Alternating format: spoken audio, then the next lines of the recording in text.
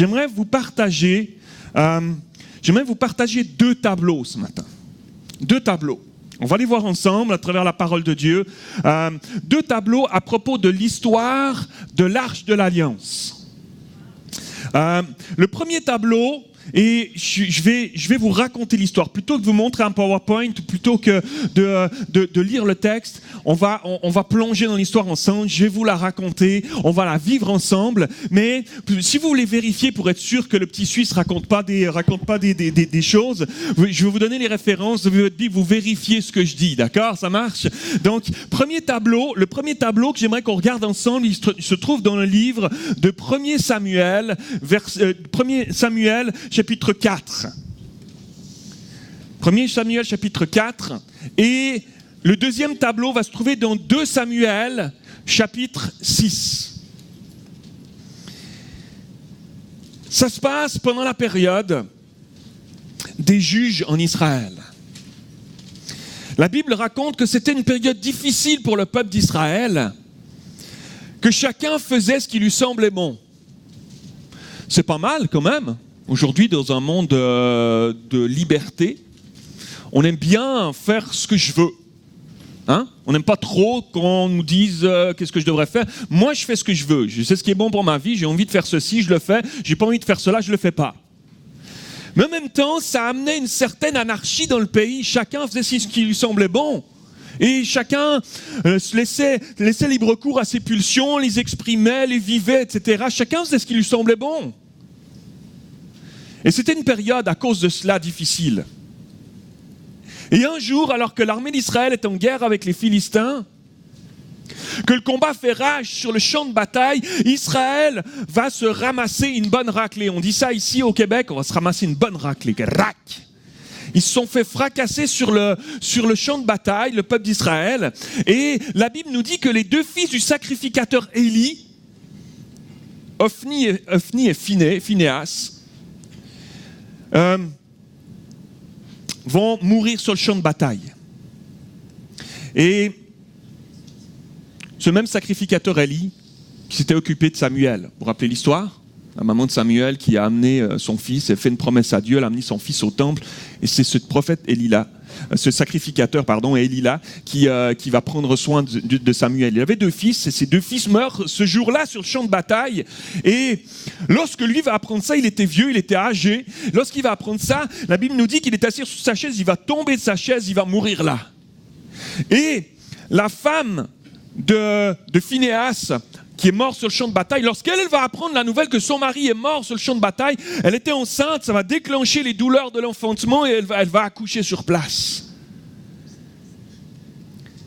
Mais ce qui s'est passé aussi pendant cette bataille-là, contre les Philistins, c'est que l'arche de l'alliance de l'Éternel, elle a été emportée et les Philistins l'ont pris avec eux et comme un butin de guerre, et ils vont la ramener chez eux dans leur pays et ils vont ils vont le placer, l'arche de l'alliance, dans le temple de Dagon. C'était leur dieu, il y a toutes sortes de divinités, mais il y avait un dieu principal, c'était Dieu Dagon. Il y avait un temple, ils l'adoraient, ils se prosternaient devant cette idole et ils placent l'arche de l'alliance qui est là, à côté de la statue dans le temple de Dagon, la statue de Dagon.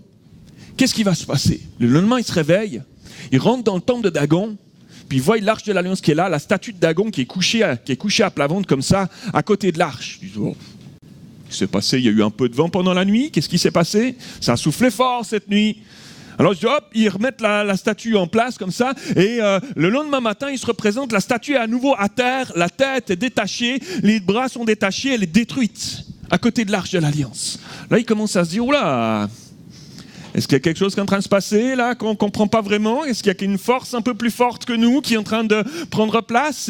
Et alors que les jours passent, ils se rendent compte qu'ils ont comme des maladies qui sont là, avec des pustules, nous dit la Bible, qui prennent place sur leur corps. Et là, ils comprennent que, waouh!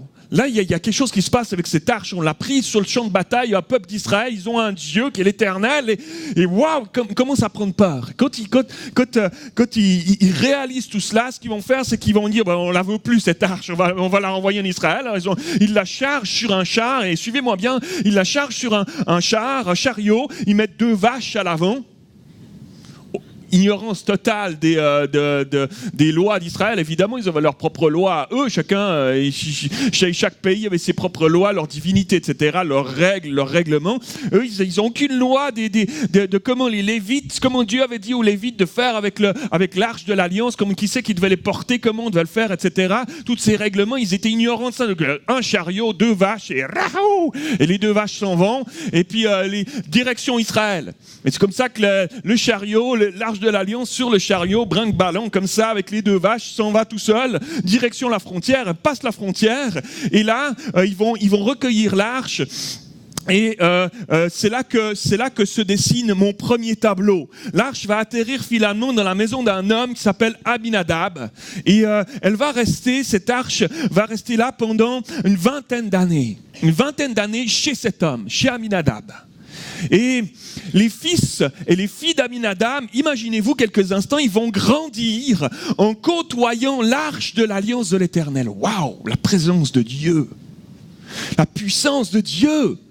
Cette puissance qui est là, qui a fait tomber le dieu Dagon, sa statue à terre, etc. Cette puissance de Dieu qui était là, ils vont grandir dans toutes ces années-là en côtoyant l'arche de l'Alliance chez eux à la maison. C'est pas extraordinaire, ça? C'est quand même pas mal. Et les tables de la loi qui sont là, dans l'arche de l'Alliance, le bâton d'Aaron qui est dans le coffre, les chérubins, le propitiatoire, etc. Là où des générations, depuis des générations, on versait le sang pour le pardon des péchés du peuple. Là, sur le propitiatoire de l'arche de l'Alliance, là où entre les 2 chérubins, la présence de Dieu chez eux à la maison. Entre-temps, le peuple d'Israël se cherche un roi, demande un roi. À la fin de la période des juges, il demande un roi, et alors que Saül va prendre la première royauté sur Israël, il ne va pas faire vraiment attention, lui, à l'arche de l'Alliance, Saül. Et c'est seulement lorsque David va devenir roi après Saül, une des premières actions de sa royauté qu'il va faire, il va se soucier de l'arche de l'Alliance, la présence de Dieu. Et il va faire revenir, il veut faire revenir la présence de Dieu à Jérusalem, au centre du pays, au centre des préoccupations du peuple d'Israël. Alors il va envoyer non moins de 30 000 soldats pour aller chercher l'arche chez Abinadab. T'imagines la tête d'Abinadab, un matin il se lève, un bon petit café, il ouvre la porte, 30 000 soldats qui sont là, David est là, salut Abinadab, ça se passe bien pour toi, on est venu chercher l'arche. Wow! C'est pas habituel quand même, hein? Imagine un peu, c'est pas très habituel. Alors ils vont se retrouver là, ils vont envoyer 30 000 soldats parce que pour David c'est tellement important ce moment qu'il veut pas juste aller à la légère. Il envoie une délégation et ils sont là pour venir chercher l'arche et après toutes ces années. Et ce qu'ils vont faire, c'est que Abinadab va dire attends, j'ai mes 2 fistons là, ça fait longtemps qu'elle est chez nous là, on va gérer le transport, d'accord, ça marche. Qu'est-ce qu'ils vont faire? Regardez bien, qu'est-ce qu'ils vont faire? Ils vont prendre un chariot, ils vont mettre l'arche sur le chariot, puis Abinadab il va dire à ses 2 fils, allez les gars, c'est à vous maintenant. Clac, ils se mettent sur le chariot devant les 2 gars, rap, c'est parti, 2 bœufs, et ils sont partis avec le chariot comme ça, direction Jérusalem. Incroyable quand même, surprenant. Et vous connaissez l'histoire, sur le chemin boueux, les bœufs qui tirent le chariot avec l'arche derrière vont se mettre à glisser. Et un des fils d'Aminadab, Uza, va se mettre sur le côté pour essayer de rattraper l'arche, alors que ça glisse, c'est waouh. Et il va tomber, boum, raide mort à terre. On pourrait parler longtemps ce matin sur le fait qu'Uza est tombé mort sur ce chemin. Ça peut paraître un peu waouh, ça y va fort là. Peut-être même un peu d'injustice. Pourquoi si dur? Le prix qu'il a payé semble bien élevé face à ce simple geste de vouloir rattraper l'arche. Mais j'aimerais vous suggérer ce matin que le geste d'Uza, ce n'était pas juste un simple geste, mais c'était révélateur d'un état d'esprit qui s'était installé dans la vie d'Uza, mais dans toute sa famille depuis des années. 20 ans avec l'arche chez eux. À force de côtoyer l'arche de l'Alliance, tous les jours, dans leur maison, il y a comme une habitude qui s'était installée, blasée. Dans le cœur et dans la pensée de cette famille. C'était pourtant l'arche de la présence de Dieu lui-même. Les chérubins, le propitiatoire, etc. Et tout Israël était parfaitement au courant des coutumes qui étaient reliées à leurs pratiques religieuses. Et chaque Israélien était au courant que l'arche devait être portée par des Lévites. Et non pas tirée sur un chariot avec des bœufs, c'était tellement insultant. Ça, c'est les Philistins ignares des pratiques que l'Éternel avait données à son peuple, qui vont mettre l'arche de l'Alliance sur un char tiré par des vaches pour ramener l'arche en Israël après l'avoir volée sur le champ de bataille. Et pourtant, les fils d'Abinadab, ils vont faire la même chose. Quelle légèreté! Quel mépris de leur Dieu, de sa présence, de sa grandeur, de sa sainteté! Et j'ai aucun doute que la bénédiction de Dieu était descendue sur leur maison. Parce que là où on invite la présence de Dieu de tout notre cœur, ils ne se privent pas de venir. Ils ne se privent pas de venir. Donc j'ai aucun doute qu'au début, la présence de Dieu était là dans la maison. Et la maison d'Abinadab était bénie. Pourtant, alors que l'arche va rester une vingtaine d'années dans leur maison, ils vont s'habituer à la présence de Dieu, à cette présence de Dieu. Ils vont se mettre à la négliger. Ils vont se mettre à la prendre à la légère tout en vaquant à leurs occupations d'enfants de Dieu. Et alors que les bœufs glissent sur le chemin scabreux de la route qui mène à Kiryat-Yéarim, vers Jérusalem, Uza va porter la main sur l'arche alors qu'il savait très bien que ce n'était pas permis de poser sa main sur cette arche, que lui-même n'était même pas censé porter l'arche, diriger cette arche, il ne faisait pas partie de la tribu de Lévi. C'était comme une insulte à l'Éternel de faire ce qu'il a fait. Et Uza va tomber mort exactement comme ce qui prend place dans la vie d'un chrétien lorsqu'on laisse l'habitude, la légèreté face à la présence de notre Dieu si grand, si saint prendre place dans nos vies. Un endormissement spirituel. On dirait que les choses spirituelles ont plus vraiment d'attrait. Quelque chose qui s'éteint. Quelque chose qui meurt à l'intérieur de nous. On sait tous ici ce matin que la vie avec Dieu, la marche avec Dieu, la marche chrétienne, a cette faculté autant de nous griser, d'être passionnant, de nous enthousiasmer par moments, de vivre des choses fortes avec Dieu, puis waouh, je suis dans une phase de ma vie spirituelle, bam! Qu'est-ce que c'est bon! Et en même temps, elle est capable, elle a cette faculté de la marche avec Dieu, la marche chrétienne quotidienne, elle a aussi cette faculté de nous fatiguer parfois par moments. La vie est fatigante parfois par moments. Lourde, épuisante. On est pressé parfois comme des citrons dans les situations dans lesquelles on se trouve, peut-être à ton travail, peut-être dans ta famille, les défis avec tes enfants adolescents, peut-être des situations au travail, peut-être tous les adolescents sont sympas aussi, en général, on est d'accord, absolument. J'ai senti un petit... non, il y en a des très bien. Ici à Granby, les ados, tout va bien. Ils sont super, les ados vont bien. Amen. Mais c'est vrai que la vie parfois, elle nous emmène dans... Même qu'on soit chrétien ou pas, on vit sous le même soleil que tout le monde. Ou sous les nuages, des fois. Elle a cette faculté parfois, dans la marche chrétienne, d'être fatigué, de baisser un peu les bras, parfois de douter. Ah, on est chrétien, des fois on doute, comment ça, quand on est chrétien? Oui. Ça arrive. Parfois, le chemin est difficile. Parfois, le chemin est étroit. On se prend les pieds dans des roches. On tombe à terre, on fléchit le genou. Aouh!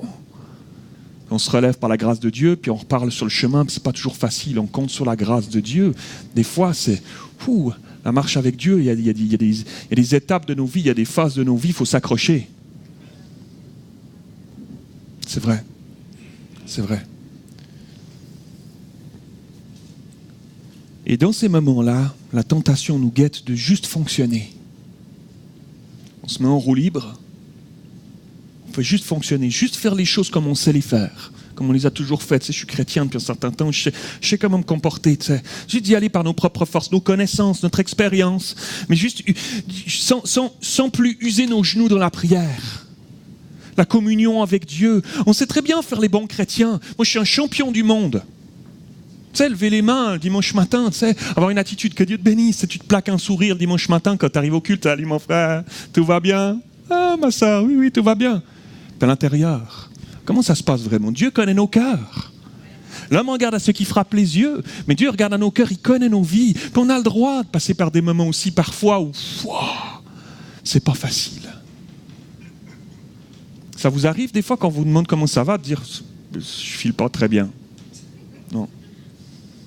Mais tu sais, des fois, notre fierté personnelle, la peur du jugement de l'autre. Tu sais, si on est chrétien, on est censé être tout le temps là sur le high, là. Tu sais, si on est chrétien. Comment sinon je peux briller de Jésus, tu sais? Mais des fois, tu brilles de Jésus quand tu es au milieu de la tempête, puis les gens te regardent. Puis ils te regardent comment tu traverses ta tempête. Puis des fois, tu traverses ta tempête, tu es comme ça, là. C'est pas facile, mais tu t'accroches à Dieu. Et puis, puis les autres te regardent aller. C'est un message vivant, ça, beaucoup plus que des paroles souvent. Comment tu tiens au milieu des temps d'épreuve. Comment tu traverses ces moments-là. Comment Dieu te soutient au milieu de tout ça. J'ai vu des gens venir à la foi puissamment parce qu'ils ont regardé aller un chrétien, une chrétienne, et puis qu'à travers les épreuves de sa vie, ils ont dit, mais si elle peut traverser, si elle traverse son épreuve comme elle la traverse là, puis qu'elle sombre pas, il y a un Dieu qui existe, il y a un vrai Dieu qui existe, puis moi je veux le connaître. Alléluia.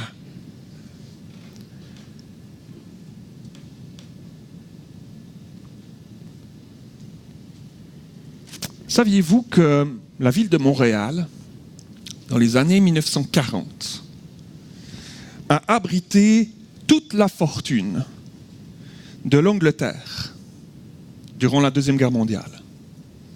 Intéressant. Histoire très intéressante. Je n'ai pas le temps de vous la raconter dans les détails, mais en 1940, alors que les menaces d'invasion d'Hitler en Europe, et en particulier sur l'Angleterre, un banquier qui travaillait à la Banque d'Angleterre en connexion avec le gouvernement, anglais, ont pris un homme qui s'appelait Alexander Craig, qui était pas marié, pas d'enfant, etc. Il avait la situation, le profil idéal. Ils l'ont pris puis ils lui ont dit, écoute, regarde ce que tu vas faire, top secret, opération fiche poisson, et tu vas traverser l'Atlantique avec la fortune de l'Angleterre. Tu vas t'organiser pour réussir à passer entre les sous-marins allemands. C'est ça qu'il a fait. Et il a chargé les bateaux des tonnes et des tonnes et des tonnes, des milliards, littéralement des milliards de livres sterling qui ont traversé l'Atlantique, qui sont arrivés à Halifax, 1940. Halifax, clac. Ils ont déchargé les caisses. Ils essayaient de faire discrètement pour pas qu'il y ait des Canadiens d'Halifax qui remarquent ce qui était en train de se passer. Et ils ont chargé les caisses sur un train qui est venu jusqu'à Montréal. Et à Montréal, dans le building La Sunlight, qui existe encore aujourd'hui à Montréal, dans le sous-sol du building, ils ont déchargé les caisses. Et c'était tellement lourd qu'ils ont dû même, la Banque nationale canadienne, ils ont dû, top secret évidemment, mais ils ont dû renforcer l'édifice tellement c'était lourd. Ils ont amené des tonnes et des tonnes de lingots, etc. C'était tellement lourd qu'ils ont dû renforcer l'édifice au sous-sol. Ils ne savaient pas comment faire. Ils sont allés chercher des rails de chemin de fer. Et puis, ils ont solidifié l'édifice à l'intérieur de la Sunlight. Je ne vous raconte pas une histoire. Hein. Il y en a qui me regardent comme ça. Qu'est-ce qu'il raconte, le petit Suisse, là? C'est vraiment arrivé. Vous irez vous renseigner. C'est vrai, c'est vraiment arrivé. Et donc, imaginez-vous quelques instants. Les Montréalais ont passé durant des années devant ce bâtiment de la Sun Life. Et les milliers d'employés qui travaillaient dans cette tour ont vu les chargements de caisses passer, assis sur la fortune de l'Angleterre au complet, des milliards, sans y prendre garde et sans réaliser cela. Le matin, ils se levaient, ils partaient au travail. Les Montréalais Montréalais passaient devant cet édifice sans réaliser qu'il y avait là des milliards, la fortune de l'Angleterre qui était ici. Pendant des années. Waouh! J'aimerais vous dire ce matin que parfois on a besoin de réaliser toujours plus qu'on a en notre possession la plus grande des fortunes. La plus grande des richesses, le plus énorme des cadeaux, la présence de Dieu dans nos vies. Et parfois, comme Abinadab et ses fils, on peut avoir la tendance à s'y habituer. Et est-ce qu'à force, avec les aléas de la vie, puis les tempêtes qui peuvent souffler, on peut oublier qu'on est assis sur la fortune de l'univers? Dieu lui-même, le voile était déchiré lorsque Jésus est mort. On a un plein accès auprès du Père. Il habite en nous. Nous sommes le temple du Saint-Esprit qui habite en nous. On a besoin de réaliser tout à nouveau. On a besoin, j'ai besoin, tu as besoin de réaliser tout à nouveau que waouh, Seigneur, ta présence est si précieuse, c'est la richesse la plus grande du monde. Mon trésor, je veux l'amasser dans les lieux célestes et non pas sur cette terre. Juste en toi, ton trésor, Seigneur. Je ne veux pas le négliger. Je ne veux plus le négliger. Et si dans ta vie, ces derniers temps, peut-être à travers des difficultés, des soucis, des moments difficiles à travers lesquels tu es passé, peut-être la maladie, peut-être des défis financiers, peut-être des défis professionnels, peut-être des défis familiaux, peu importe. Peut-être que tu en es arrivé à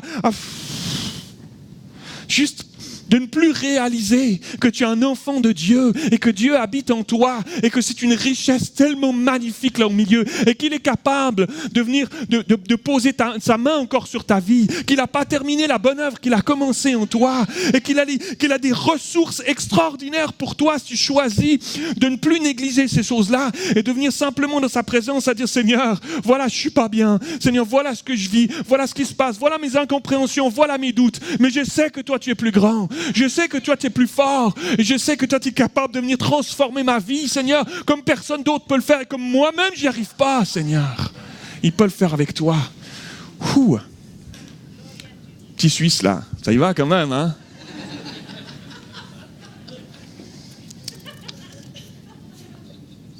Je prie ce matin qu'au-delà des défis qui sont les tiens, de ton quotidien, ton travail, tes études, à la maison, dans ta vie personnelle, familiale, dans ton ministère. Je prie que Dieu vienne déposer tout à nouveau, sa pensée en toi, ses lunettes à lui, pour pouvoir voir les autres, pour pouvoir se réjouir de ton salut tout à nouveau, qui n'est pas dépendant d'une joie, qui n'est pas dépendant des circonstances, une fraîcheur renouvelée dans ta vie. Je prie que le Saint-Esprit fasse ce travail-là en toi. Alors qu'Abinadab et sa famille vont négliger la présence de Dieu dans leur famille. Il y a un autre tableau, deuxième tableau dont j'aimerais vous parler ce matin. Il y a un autre tableau comme un exemple, comme une inspiration puissante pour nos vies, pour chacun d'entre nous ce matin.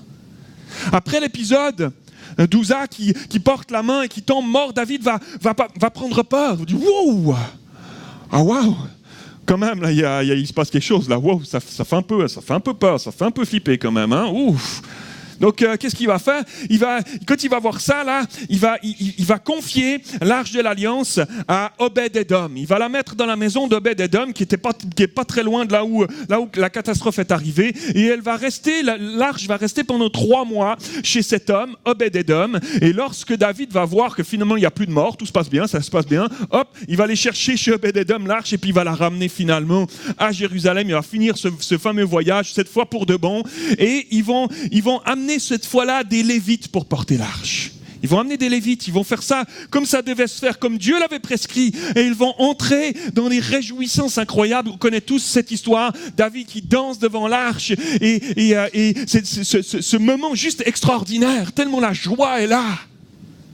J'aimerais vous dire ce matin que Dieu désire, ce qu'il désire, c'est de faire de nous des chrétiens, des hommes et des femmes de Dieu, qui sont remplis de la présence de Dieu et que ça se voie. Et que ça se voie tellement que David était rempli. Notre frère Gilles nous a fait danser ce matin, que ça puisse se voir. C'est vrai qu'on est, même si on est de la Suisse, la Suisse, tu regardes la carte, la map du monde, là, on est un peu sur la même latitude, tu vois, un peu le nord. Tu vois, il fait froid, il y a de la neige, etc. On n'est pas habitué à danser. Quand on nous dit waouh, danse un peu, moi je suis un très piètre danseur. Si je m'y mêle, là, les chaises elles vont gicler, ça va mal se passer. Mais quelle joie! Est-ce qu'il y a une joie qui déborde de nous? Peu importe, tu sais, je mets mon pied à gauche, à droite, je danse la valse, n'importe quoi, c'est pas ça le plus important. Est-ce qu'il y a une joie qui vient pas de nous, mais qui vient du Saint-Esprit, la joie du salut, qui aimerait nous remplir tout à nouveau, parce que Dieu désire qu'on soit des chrétiens qui brillent, qu'on soit des chrétiens qui rayonnent, parce qu'on rayonne, on aura une influence, parce que tu rayonnes, tu auras une influence dans ta famille, dans ton couple, avec tes enfants, à ton travail, dans cette belle région de Granby. Dieu va vous faire rayonner. Et cette église Fusion qui est ici, et que je vous bénis. Je bénis vos démarches de recherche de locaux, parce que Dieu a plus pour vous. Dieu a plus pour vous. Dieu a une vision au-delà de ce qu'on peut penser ou imaginer. Dieu veut sauver cette ville. Dieu veut sauver cette région. Il y a des gens qui se perdent ici. Il y a trop de gens encore qui se meurent spirituellement parce qu'ils ne connaissent pas Dieu. Dieu veut vous utiliser pour briller. Dieu veut vous utiliser pour briller. Et il va le faire encore. Pour cela, on a besoin de réaliser, comme David, l'arche, je veux la voir. Je ne veux pas la négliger. La présence de Dieu, là, je ne veux pas la négliger. J'en ai besoin pour ma propre vie. Et parce que Dieu aimerait m'utiliser, parce qu'il m'a fait découvrir son salut un jour de grâce pour moi, et il aimerait que je le propage. C'est pas pour qu'on le garde. Sinon, c'est la mer morte. Le Jourdain qui rentre dans la mer morte, il n'y a rien qui ressort. Ça vient mort. Dieu veut que ça ressorte de nous. Et pour ça, on a besoin de la vie du Saint-Esprit. On a besoin du Saint-Esprit qui vient nous renouveler tout à nouveau. S'il te manque une joie dans ce que tu fais, tu la trouveras dans la présence de Dieu. S'il te manque une paix alors que tu sers le Seigneur, que tu étudies, que tu as ton travail, que tu es chez toi à la maison, que tu te poses des questions sur ton avenir, tu trouveras cette paix près de Jésus dans sa présence. Si tu as un manque de perspective, où est-ce que je m'en vais, mon avenir, sécurité, etc., tu trouveras ces perspectives en Dieu, tu vas les trouver dans sa présence. Dans quelle mesure est-ce que j'ai le réflexe de me réfugier, de me jeter aux pieds de Jésus lorsque les épreuves de la vie me frappent? Point d'interrogation. Alors que j'aimerais demander au pianiste de s'approcher, je ne me rappelle plus ton nom. Maxime. Merci Maxime. J'aimerais vous raconter un petit épisode de nos vies. Lorsqu'on a terminé notre formation ici au Québec, en 2002, on est rentré en Suisse, et on a eu notre première fille, Salomé, qui est arrivée. Nicole est tombée enceinte à la fin de nos études. Salomé est née ici au Québec. Elle est canadienne, c'est la seule de la famille qui est canadienne. Quand tu nais sur le sol canadien, tu es canadien.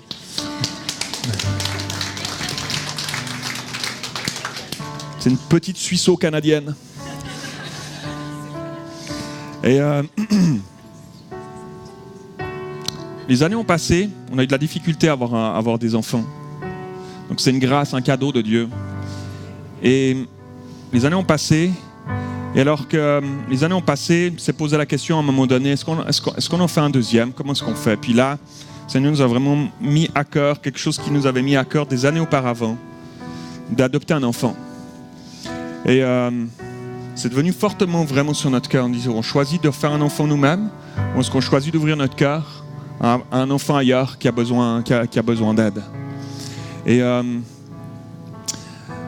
on a commencé les démarches. C'est des démarches qui sont fastidieuses, qui sont parfois compliquées. On doit rencontrer l'équivalent qu'on appelle ici la DPJ. On doit rencontrer des assistants sociaux qui te scrutent, qui te posent plein de questions, qui te sondent, qui viennent chercher bien profond pour voir si c'est des parents capables. Et je trouve ça très bien.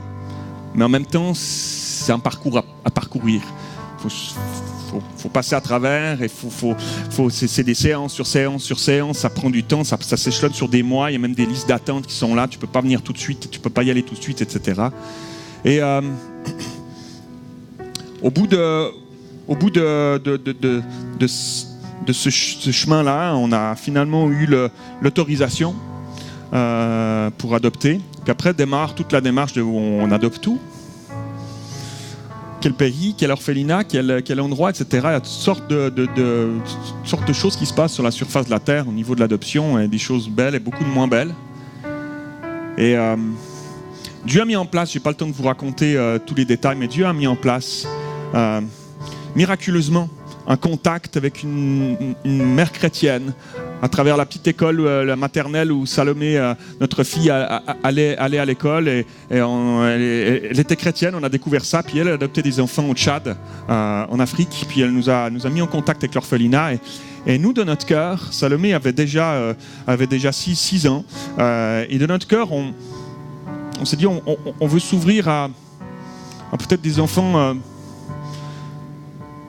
pas forcément adopter un bébé, des enfants plus âgés. Et c'est ce que Dieu a mis sur notre cœur. Et puis quand on est rentré en contact avec cet orphelinat au Tchad, il y avait une petite fille qui était là dans l'orphelinat, qui avait déjà 4 ans et demi, 5 ans à ce moment-là. Et tous les parents qui voulaient adopter des enfants voulaient adopter des bébés. Pour certains, c'est la stérilité qui fait que on veut adopter, puis on aimerait pouponner, on aimerait avoir un bébé, on aimerait, tu sais.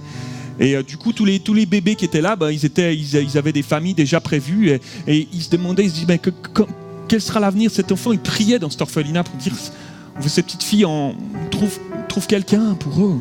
Et nous, quand on a pris contact avec eux, on a dit, nous, on n'aimerait pas un bébé. Et là, la directrice de l'orphelinat, waouh, incroyable, c'est génial, et tout ça. Ils ont vraiment vu la main de Dieu là.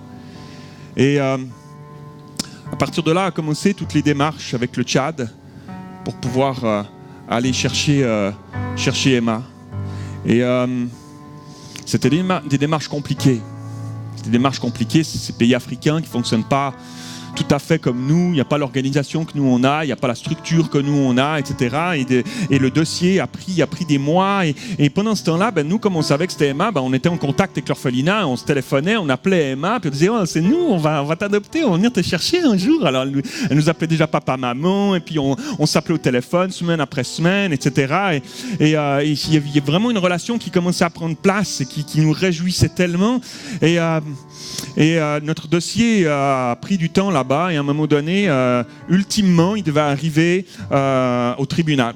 C'était le tribunal qui devait trancher là-bas pour dire, est-ce qu'on accepte que Mathieu Nicole Blairy adopte Emma. Et arrivé sur le bureau avec les piles de dossiers, le bureau du juge, finalement, notre dossier arrive sur le dessus de la pile, il le regarde, et il voit que je suis pasteur. C'est un pays musulman. Et ce juge est un fervent musulman. Et là, quand il a vu que j'étais pasteur, il a fermé le dossier, il l'a mis sous la pile quelque part, puis il a dit exclu. Niet, fini, terminé. Et la directrice de l'orphelinat qui gérait notre dossier était catastrophée. Elle nous appelle en catastrophe, elle nous dit là, je m'excuse, il va falloir vraiment prier parce qu'il n'y a plus d'espoir. Là.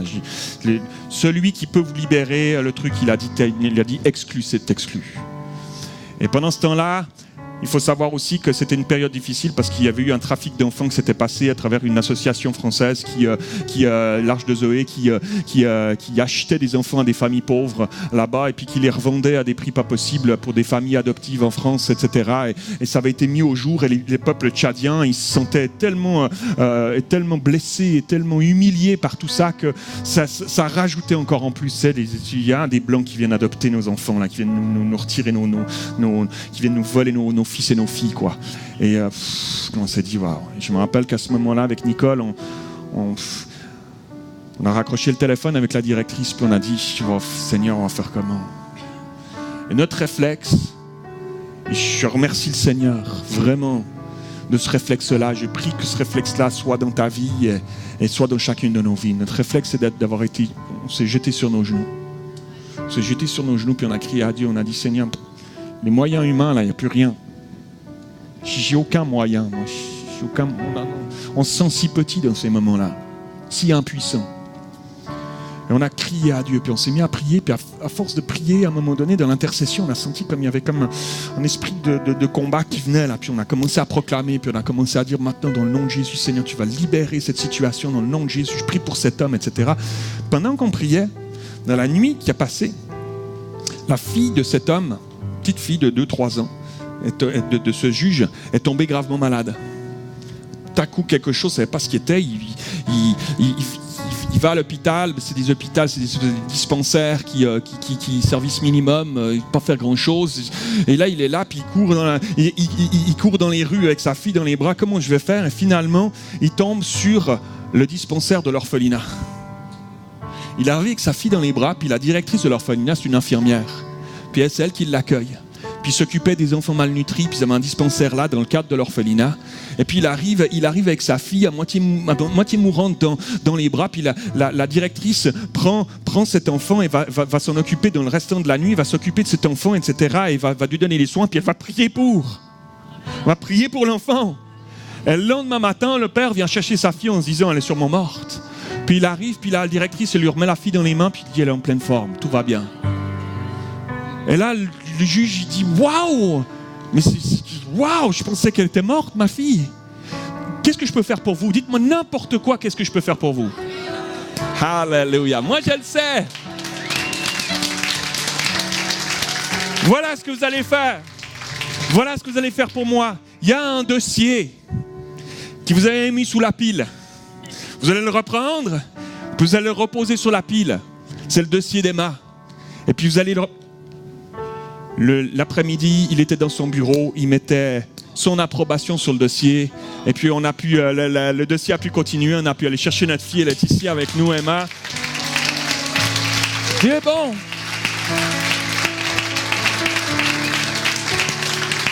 J'aimerais vous dire ce matin, mes frères et sœurs, en terminant, qu'il est possible de recevoir tout ce dont nous avons besoin pour exercer l'appel de Dieu dans nos vies, peu importe où nous nous trouvons, peu importe la tempête que nous traversons, peu importe les épreuves qui jalonnent notre vie chrétienne sur le chemin. Il y en a eu, il y en a peut-être, il y en aura encore.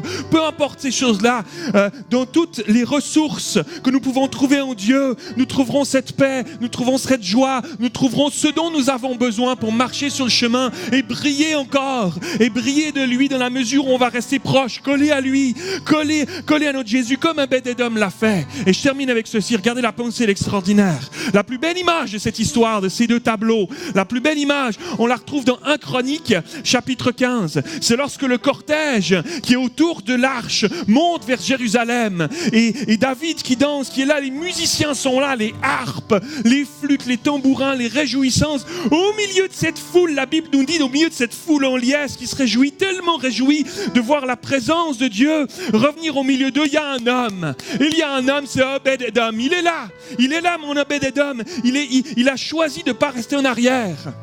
Voilà le message du deuxième tableau. Il a choisi de ne pas rester en arrière, pas s'habituer comme Abinadab à la présence de Dieu. Lui, il a eu l'arche chez lui, il a vu que sa maison était bénie, puis il a dit, l'arche s'en va, moi je vais la suivre.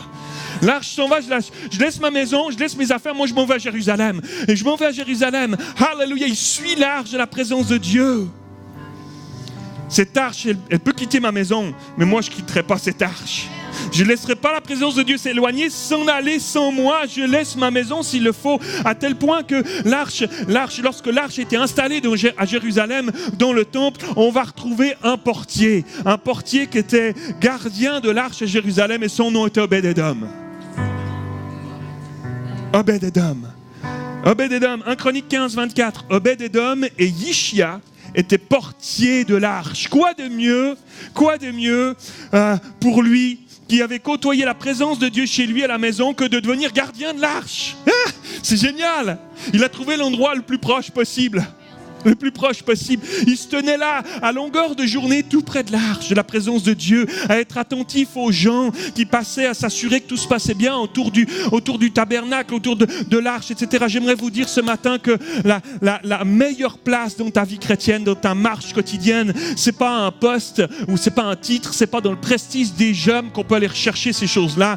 C'est d'abord d'être tout près de Jésus, collé à lui, de faire ce que Dieu t'appelle à faire avec détermination, comme Obed-Édom, et de dire, je ne me laisserai pas endormir. Je ne me laisserai pas endormir par l'habitude. Non. Alléluia. Alléluia. Je ne me laisserai pas endormir par l'habitude. Je ne me laisserai pas endormir par les épreuves. Je ne me laisserai pas bloquer par la tempête. Je ne serai pas comme Abinadab et ses fils qui se sont laissés voler leur passion, qui se sont laissés voler leur joie, l'onction de Dieu sur leur vie. Je ne traiterai pas ou plus la présence de Jésus dans ma vie avec mépris et dédain. C'est plus précieux que tout. C'est plus précieux que tout. C'est plus précieux que l'or d'Angleterre à Montréal. C'est plus précieux que ta maison, que ta voiture. C'est plus précieux que nos biens. Toutes ces choses sont des grâces de Dieu. On n'a pas à s'en excuser. Mais la présence de Dieu est tellement plus, tellement tout. Amen. J'aimerais qu'on incline la tête simplement ce matin, en terminant. Alléluia, Seigneur. Alléluia, Seigneur. J'aimerais faire un simple appel ce matin. Alors qu'on est ici, peut-être que dans ta vie, tu réalises que oui, c'est vrai. Les tempêtes, les épreuves, peut-être là, simplement, les aléas de la vie, la marche, une forme de lassitude qui s'est installée, qui a pris place. Et puis on fonctionne, on fait les choses, on se lève le dimanche, on vient encore à l'église. On fait les choses, peut-être même une implication, peut-être même un titre ou une fonction pour Dieu dans l'église, pour servir. Et tu sais au fond de toi que même si on lève des mains et qu'on se plaque un beau sourire sur le visage, tu sais au fond de toi qu'il y a quelque chose qui s'est éteint. Il y a quelque chose qui est en train de s'effriter. Il y a quelque chose de la présence de Dieu qui est en train de mourir à petit feu. Tu le sais au fond de toi. Et ce matin, le Saint-Esprit, merveilleux Saint-Esprit, alléluia, frappe à la porte de ton cœur, te dit, regarde, c'est pas le titre qui m'impressionne, c'est pas ta fonction à laquelle tu dois t'accrocher, c'est pas... Viens juste à moi, reviens juste à moi. Je me repens pas de ton appel, je me repens pas des dons que je t'ai donnés. J'aimerais juste te côtoyer plus. J'aimerais juste te faire briller plus, j'aimerais te remplir plus, tout à nouveau. J'aimerais raviver ce premier amour. Alléluia. Si tu es ici ce matin, tu te dis, oui, ça c'est moi. Alors lève ta main là où tu es. Si tu veux ce matin dire, moi ça suffit. Ça suffit, je veux laisser Dieu revenir. Et qu'il reprenne toute la première place. Lève ta main là où tu es. Oui. Oui, alléluia, oui. Oui. Alléluia. Il n'y a pas de honte à lever ta main ce matin. Pas du tout. Aucune. Bien au contraire, il y en aurait à la garder en bas alors que tu as besoin que Jésus vienne changer ta vie. Alléluia, oui. Oui, alléluia. Je suis tellement fier de vous, mes frères et sœurs. Dieu est tellement heureux ce matin de voir des gens qui reviennent à lui, qui disent oui, c'est vrai. Oui, j'ai besoin plus de Jésus. Oui, il m'a manqué. Seigneur, tu m'as manqué. Seigneur, tu m'as manqué. Pardon, Seigneur, pour toutes les fois où je t'ai négligé. Pardon pour toutes les fois où j'ai pris à la légère, Seigneur, alors que j'ai été sauvé d'un si grand salut. À un si grand prix. Pardon, Seigneur, d'avoir pris à la légère. Alléluia, Seigneur. Je prie, Seigneur, que tu viennes laver mes frères et sœurs. Tu viennes attester à leur cœur qu'ils sont pardonnés. Alléluia. Tu viennes attester qu'ils sont aimés, qu'ils sont si précieux. Et je prie, Saint-Esprit, que tu viennes les remplir tout à nouveau. Ce matin, remplis-les, Saint-Esprit, d'un amour nouveau, d'un enthousiasme nouveau, d'un désir pour les choses de Dieu, ta parole, la prière, ta présence, Seigneur. Remplis-les tout à nouveau, que ton feu les remplisse, Seigneur. Enflamme-les. Je bénis cette église, Seigneur. Je bénis les projets que tu as pour elle. Projets de paix, non de malheur. Parce que tu as un avenir et de l'espérance pour des gens ici, dans cette région. Au nom de Jésus, alléluia. Merci pour ta présence, précieux Jésus. Merci pour qui tu es. Béni soit ton nom, Seigneur. Amen. Soyez bénis, soyez bénis, soyez bénis.